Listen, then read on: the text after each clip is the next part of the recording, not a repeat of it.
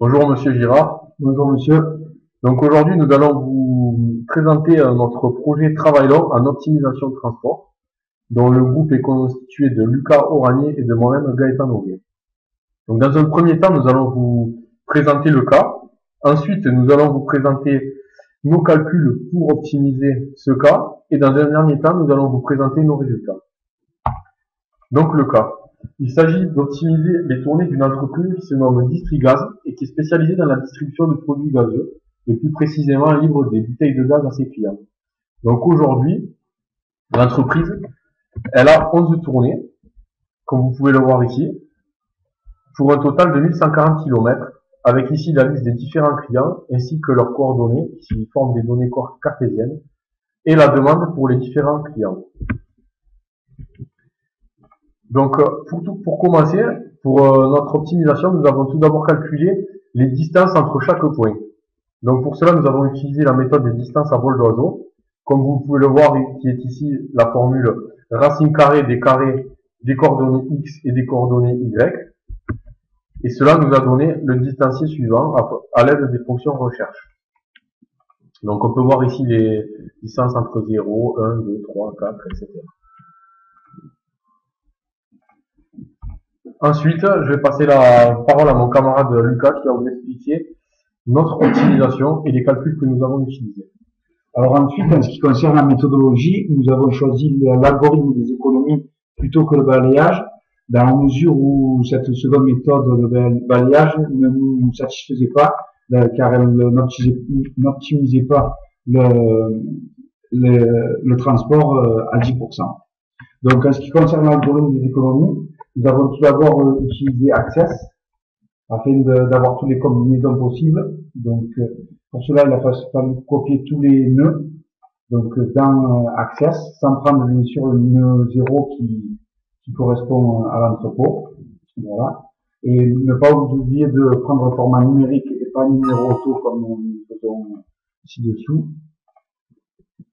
Une fois copié et collé, il s'agissait de créer une requête à l'aide de la table dernièrement créée, et ne pas oublier d'insérer un critère dans la seconde table, ainsi que de mettre le signe supérieur au début du critère afin d'éviter tout doublon.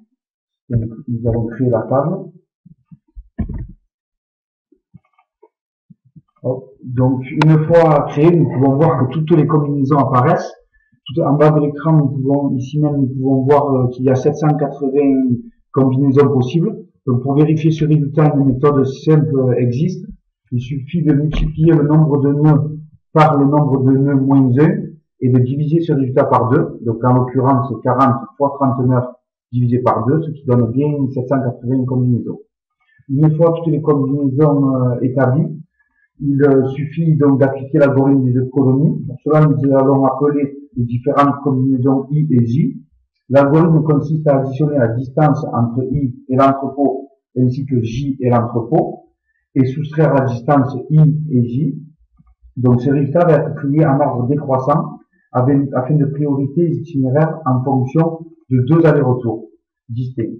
Donc, nous allons réaliser ensuite des fusions de tournées selon l'ordre établi par le tri des économies. Par exemple, l'algorithme des économies nous a classé dans un premier temps la tournée entre les nœuds 30 et 37. Donc, pour fabriquer notre première tournée, nous allons mettre 30, 37. Nous passons ensuite au nœud numéro 2. Donc, on voit que 19 et 30. Donc, le 19 sera avant le 30. Ceci n'est bien sûr qu'un exemple, puisque nous avons effectué toutes nos tournées suivantes, mais les résultats ne correspondent pas parce que nous avons ensuite optimisé ces tournées par permutation graphique. C'est pour ça que le 19 ne retrouve pas après le 30, car que lorsque nous avons tracé nos graphiques, nous avons réalisé que certains points étaient dans le désordre. Donc afin de créer nos tournées, nous avons, comme je vous l'ai montré, mis dans l'ordre nos différents nœuds. Cependant, nous avons respecté certaines contraintes. En effet, deux contraintes, nous étions opposés à deux sortes de contraintes. Donc tout d'abord les contraintes de chargement, puisque nous ne pouvons transporter que 50 bouteilles par camion. Donc par exemple, pour la première tournée, nous pouvons voir que nous sommes arrivés à remplir le camion à hauteur de 98%, soit 49 bouteilles.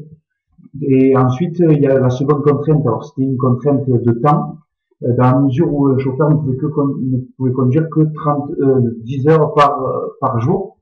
Donc, pour calculer ce temps, il a fallu diviser la vitesse par le temps et ajouter les 15 minutes nécessaires à la livraison, à chaque livraison.